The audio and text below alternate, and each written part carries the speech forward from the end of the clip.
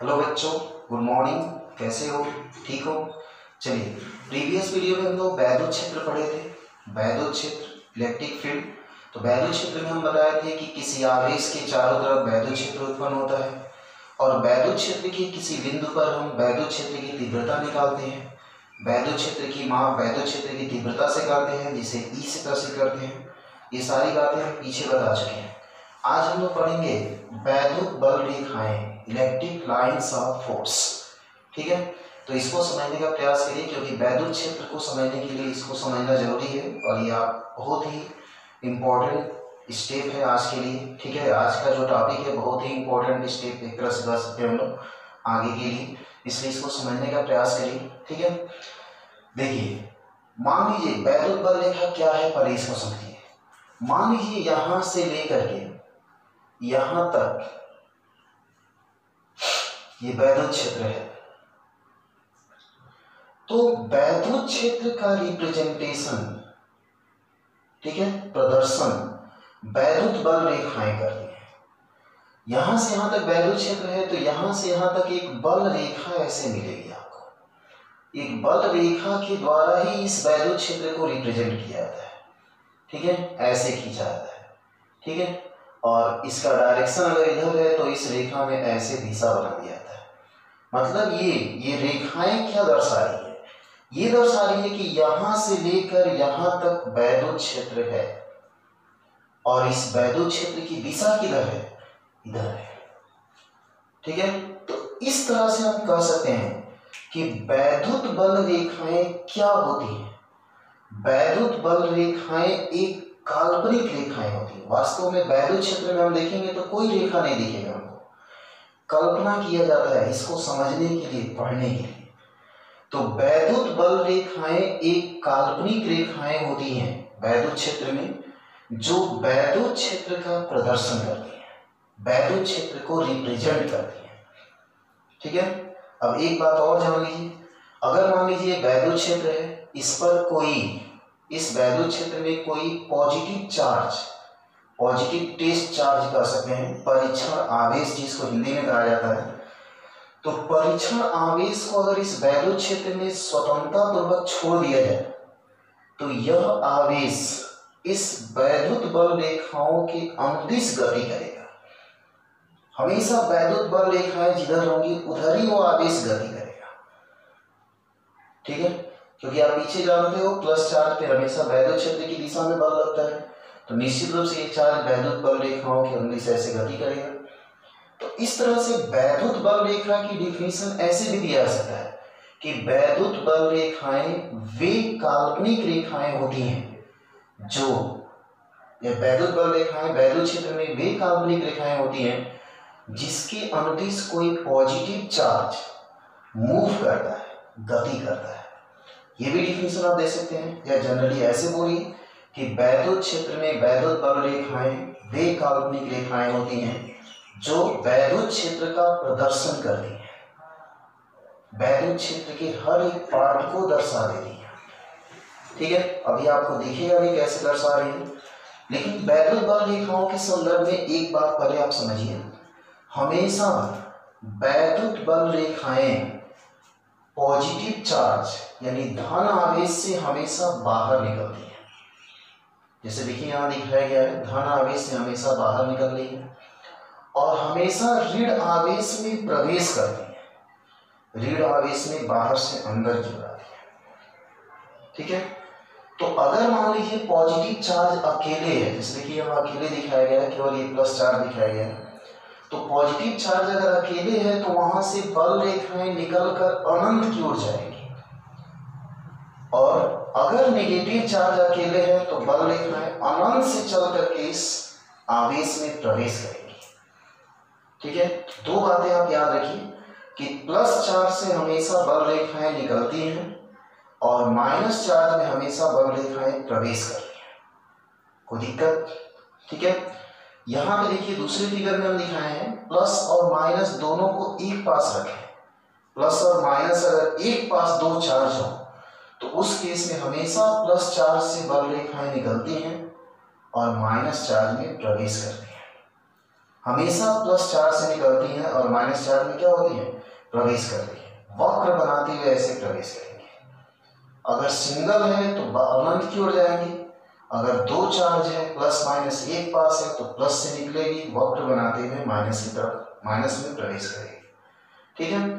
तीसरी फिगर में देखिए हमने दिखाए हैं दोनों चार्ज प्लस लिए, तो हम बताएं कि प्लस से बल रेखाएं निकलती है, तो जब दोनों प्लस है तो इससे भी बल रेखा निकलेगी, इससे भी बल रेखा, और ये दोनों बल रेखा ऐसे होते हुए अनंत की ओर चली जाएगी। यही कारण है कि दो धन आवेशों के बीच प्रतिकर्षण होता है और विपरीत प्रकृति के आवेशों के बीच आकर्षण होता है।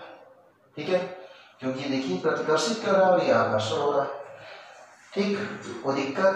तो दो बातें आप याद रखिए, वैद्युत बल रेखाएं क्या होती हैं, वैद्युत क्षेत्र में वे काल्पनिक रेखाएं होती हैं जो वैद्युत क्षेत्र का प्रदर्शन करती हैं। ठीक, वैद्युत बल रेखाएं हमेशा धन आवेश से निकलती हैं और ऋण आवेश में प्रवेश करती हैं। ये दो बातें आप याद रखिए, कोई दिक्कत? चलिए, इसके बाद से अब वैद्युत बल रेखाओं की कुछ प्रॉपर्टी आप जान लीजिए। ठीक है, कुछ गुण जो सबसे इंपॉर्टेंट है, जिसपे आपके कॉम्पिटिटिव क्वेश्चन भी बहुत सारे मिलेंगे, इसलिए एक ही प्रॉपर्टी हम बता रहे हैं, इसको एकदम ध्यान से समझने का प्रयास करिए। ठीक है, चलिए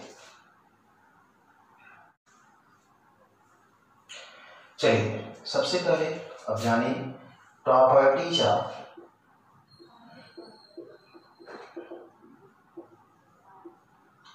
इलेक्ट्रिक लाइंस ऑफ फोर्स। ठीक है, वैद्युत बल रेखाओं के गुण, वैद्युत बल रेखाओं के गुण, properties of electric lines of force. ठीक है, देखिए सबसे पहली प्रॉपर्टी जो अभी हम बताए कि हमेशा बल रेखाएं पॉजिटिव चार्ज से निकलती हैं और नेगेटिव चार्ज में प्रवेश करती हैं। सबसे पहली प्रॉपर्टी, हमेशा बल रेखाएं धन आवेश से निकलती हैं और ऋण आवेश में प्रवेश करती हैं। कोई दिक्कत? चलिए, दूसरी प्रॉपर्टी, हमेशा बल रेखाएं अगर खींची गई, मान लीजिए बल रेखा है ऐसे, ठीक है, तो बल रेखाओं के किसी भी बिंदु पर अगर हम स्पर्शी खींचें, स्पर्शी मतलब स्पर्श रेखा, अगर स्पर्शी खींचा जाए तो वह स्पर्शी वैद्युत क्षेत्र की तीव्रता की दिशा या वैद्युत क्षेत्र की दिशा को प्रदर्शित करती है। ठीक है, वैद्युत बल रेखाओं के किसी भी बिंदु पर अगर स्पर्शी खींच दें तो वह स्पर्शी वैद्युत क्षेत्र की तीव्रता की दिशा को दर्शाती है। जैसे मान लीजिए हम अभी बताए हैं कि प्लस और माइनस दो चार्ज अगर है तो +4 से बल रेखाएं निकलती हैं, -चार्ज की ओर जाती हैं। अगर मान लीजिए हम इस बिंदु पर वैद्युत क्षेत्र की तीव्रता की दिशा पता करना चाहें तो यहाँ स्पर्शी खींच दें, तो ये स्पर्शी जो होगा यहाँ पे वैद्युत क्षेत्र की तीव्रता की दिशा, यानी इस बिंदु पर तीव्रता की दिशा ऐसे हो। अगर इस बिंदु पर पता करना चाहें तो ये होगा, अगर इस बिंदु पर पता करना चाहें तो ये होगा। ठीक है, यानी वैद्युत बल रेखाओं के किसी भी बिंदु पर स्पर्शी खींचा जाए तो वह स्पर्शी वैद्युत क्षेत्र की तीव्रता या वैद्युत क्षेत्र की दिशा को इंगित करता है। ठीक है, कोई दिक्कत? ठीक, चलिए तीसरी प्रॉपर्टी, दो वैद्युत बल रेखाएं कहीं भी एक दूसरे को काटती नहीं है। अभी जितने भी हम फिगर बनाए थे उसमें कहीं भी दो रेखाएं एक दूसरे को कट नहीं की थी, यानी दो रेखाएं कभी भी एक दूसरे को काटती नहीं है। क्यों? क्या रीजन है इसका? देखिए, इसका रीजन ये है कि अगर मान लीजिए इस बिंदु पर दो बल रेखाएं कट कर दी तो इस बिंदु पर अगर हम वैद्युत क्षेत्र की दिशा निकालेंगे तो दो दिशा मिलेंगी। एक अगर इस रेखा पर स्पर्शी खींचेंगे तो ये बल रेखा ये दिशा मिलेगी, और एक इस रेखा पर स्पर्शी खींचेंगे तो ये डायरेक्शन मिलेगा। यानी इसी बिंदु पर वैद्युत क्षेत्र की दो दिशाएं हो गई जो संभव नहीं है। एक बिंदु पर वैद्युत क्षेत्र की एक ही कोई दिशा होगी ना, कहीं किसी न किसी दिशा में, दो दिशाएं नहीं हो सकती। इसलिए हमेशा कभी भी वैद्युत बल रेखाएं हमेशा किसी भी बिंदु पर कभी भी कट नहीं कर सकते। ठीक, तो ये तीसरी प्रॉपर्टी हो गई। चौथी प्रॉपर्टी, वैद्युत बल रेखाओं की सघनता वैद्युत क्षेत्र की तीव्रता को प्रदर्शित करता है। ठीक है, इसका मतलब ये कि वैद्युत बल रेखाएं अगर पास पास है, सघन है, जैसे मान लीजिए, देखिए हम दो वैद्युत क्षेत्र अगर खींच रहे हैं, मान लीजिए एक वैद्युत बल रेखा ये है, इसका नाम हम कर दे रहे हैं ई। सपोज कर रहे हैं यहाँ वैद्युत क्षेत्र की तीव्रता ई है और एक वैद्युत क्षेत्र हम यहाँ खींच दे रहे हैं जो क्या कर दे रहे हैं, ई बी। मान लेते कि यहाँ वैद्युत क्षेत्र ई बी है, यहाँ वैद्युत क्षेत्र ई है, सपोज करिए। तो किसमें बल रेखाएं पास पास है, इसमें बल रेखा पास पास है, तो यहाँ तीव्रता अधिक है, यहाँ तीव्रता कम है। हम कह सकते हैं कि हमेशा ई ग्रेटर होगा किससे, ई बी से। यानी वैद्युत बल रेखाओं की सघनता वैद्युत क्षेत्र की तीव्रता को प्रदर्शित करती है। यानी जितना ही बल रेखाएं पास पास होंगी उतना ही तीव्रता अधिक होगी, उतना ही वैद्युत क्षेत्र वहां अधिक होगा। ठीक है, कोई दिक्कत? चलिए, इसके बाद से आता है नेक्स्ट प्रॉपर्टीज कि हमेशा बल रेखाओं की जो संख्या होती है, बल रेखाओं की जो संख्या होती है, ठीक है, वो हमेशा चार्ज के अनुक्रमानुपाती होती है, आवेश के अनुक्रमानुपाती होती है। ठीक है, इसका मतलब ये कि बल रेखाएं, चार्ज अगर अधिक है तो वहां से बल रेखाएं अधिक होंगी, अधिक निकलेंगी, और जहां चार्ज कम है वहां बल रेखाएं कम निकलेंगी। जैसे मान लीजिए, सपोज कर लीजिए, देखिए यहाँ पे, जैसे सपोज कर लीजिए कि एक चार्ज यहाँ पे प्लस क्यू है या प्लस 2 क्यू, मान लीजिए प्लस 2 क्यू, और यहाँ पे चार्ज माइनस क्यू है, तो कौन चार्ज अधिक है, ये चार्ज अधिक है, तो बल रेखा यहाँ प्लस से माइनस की ओर ऐसे निकलेगी। ठीक है, ऐसे आप देख सकते हैं बल रेखाएं हम ऐसे दिखा रहे हैं, इस तरह से निकल रही है। ठीक है,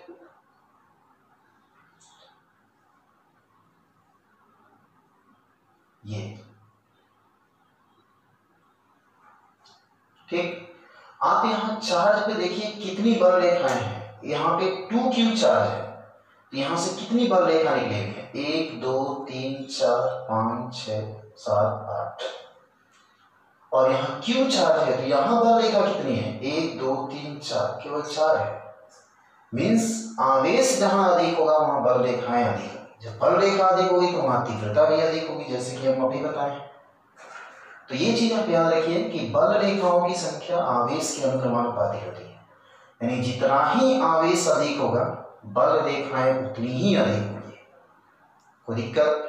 ठीक है, चलिए, इसके बाद से एक बात और, ठीक है, यहीं पे आप जान लीजिए कि किसी माध्यम में वैद्युत क्षेत्र की तीव्रता, ठीक है, हमेशा वायु अथवा निर्वात में वैद्युत क्षेत्र की तीव्रता का 1/k गुना होता है। ये याद रखिए, किसी माध्यम में वैद्युत क्षेत्र की तीव्रता जो निर्वात में वैद्युत क्षेत्र की तीव्रता है उसका k गुना, 1/k गुना होता है।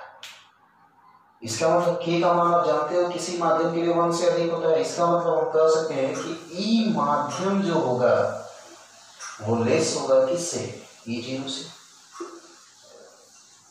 ये होगा। ठीक है, यानी माध्यम में वैद्युत क्षेत्र हमेशा कम हो जाएगा निर्वात की अपेक्षा। जैसे एग्जाम्पल के लिए मान लीजिए यहाँ पे निर्वात है, क्या है, निर्वात, और यहाँ पे क्या है, माध्यम है, कोई माध्यम है। ठीक है, तो निर्वात है तो यहाँ वैद्युत क्षेत्र की तीव्रता अधिक होगी, और जब इसी निर्वात में कोई माध्यम भर देंगे जैसे यहाँ दिखाया गया है तो यहाँ तीव्रता क्या हो जाएगी, कम हो जाएगी, वैद्युत क्षेत्र कम हो जाएगा इस फॉर्मूले से। तो इसका मतलब निर्वात में वैद्युत बल रेखाएं क्या होंगी, पास पास होंगी, और किसी माध्यम में वैद्युत बल रेखाएं क्या हो जाएगी, दूर दूर हो जाएगी।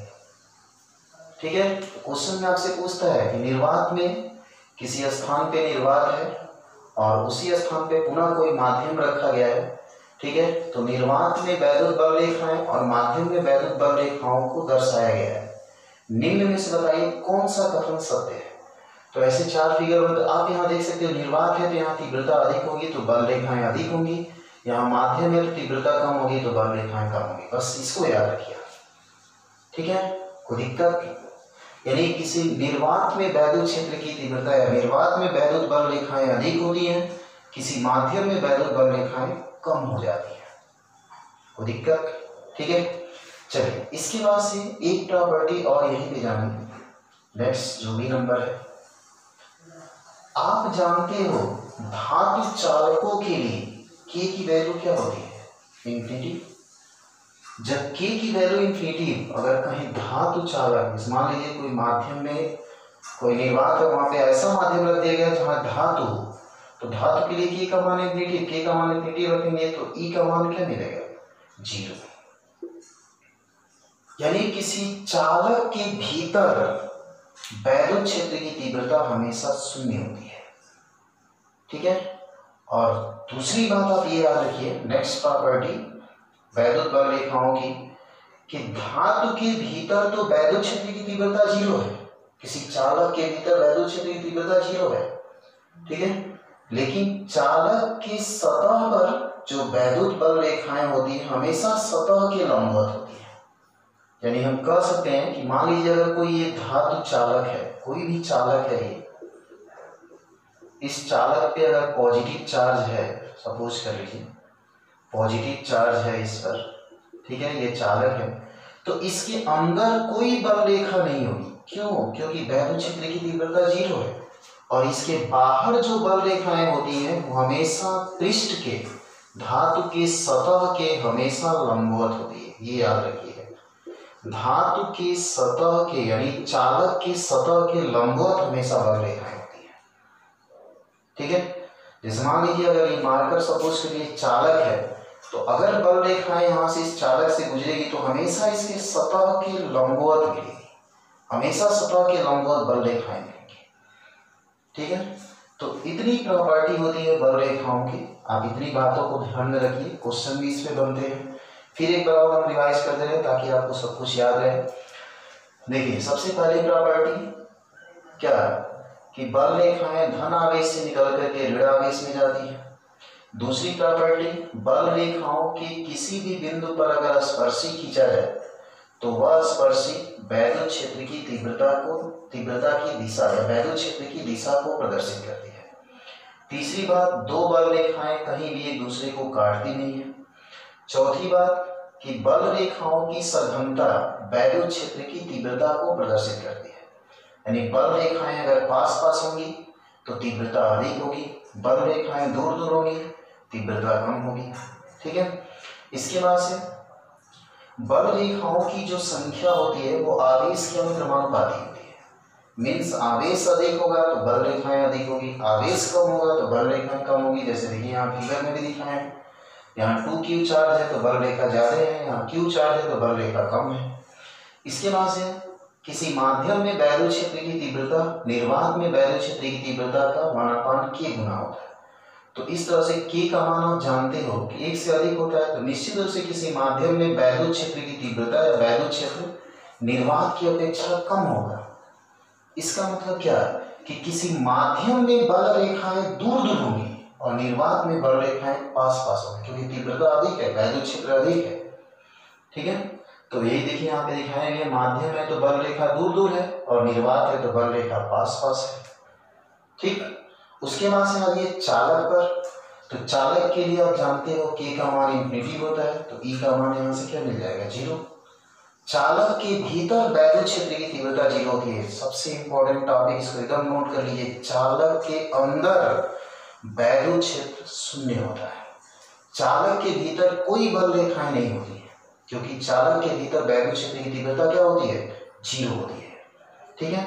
इसके बाद से नेक्स्ट यहाँ पे चालक की सतह पर बल रेखाएं हमेशा चालक की सतह के लंबवत होती है। चालक की सतह के लंबवत हमेशा चालक पर बल, चालक की सतह पर बल रेखाएं होती है। ठीक है, तो इतनी प्रॉपर्टी है, इसको आप जरूर ध्यान में रखिए। ठीक है, चलिए हम लोग पहले इसके बाद से एक दो क्वेश्चन पहले हम देखें इस पे आधारित, फिर हम लोग आगे चलेंगे। ठीक है, एक दो क्वेश्चन देखिए इस वैद्युत बल रेखाओं पर, लेकिन ये सारे स्टेप आप जरूर नोट कर लीजिए। ठीक है, और पीछे जो इसके पहले हम जो फिगर बनाए थे, ठीक है, प्लस प्लस चार्ज लेकर के, प्लस माइनस चार्ज लेकर के, उसको भी आप जरूर बनाइए। ठीक, चलिए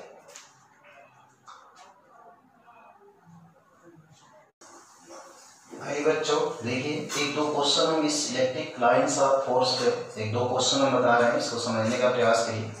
देखिए आपकी स्क्रीन पे एक क्वेश्चन दिख रहा होगा, कर रहा है an uncharge sphere of metal is placed in between two charge plates as shown, the lines of force look like.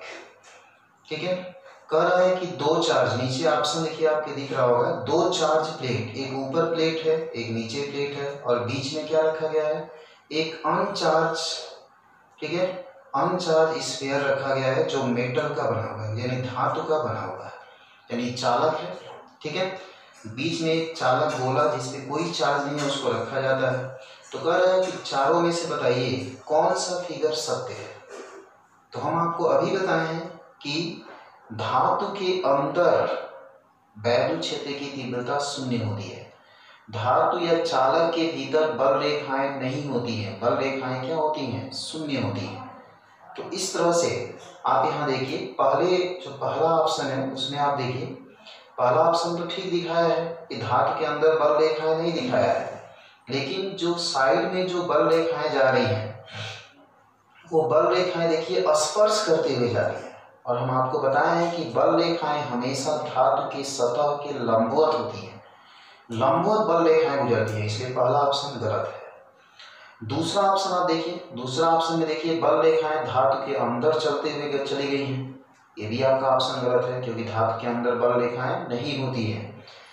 तीसरा चौथा ऑप्शन देखिए, चौथा ऑप्शन भी ठीक है, बल रेखाएं अंदर नहीं दिखाया है, लेकिन बल रेखाएं हमेशा सीधा यहाँ पे दिखा दिया है, बल रेखाएं कर्व के आकार की होती है, इसलिए तीसरा ऑप्शन सही है।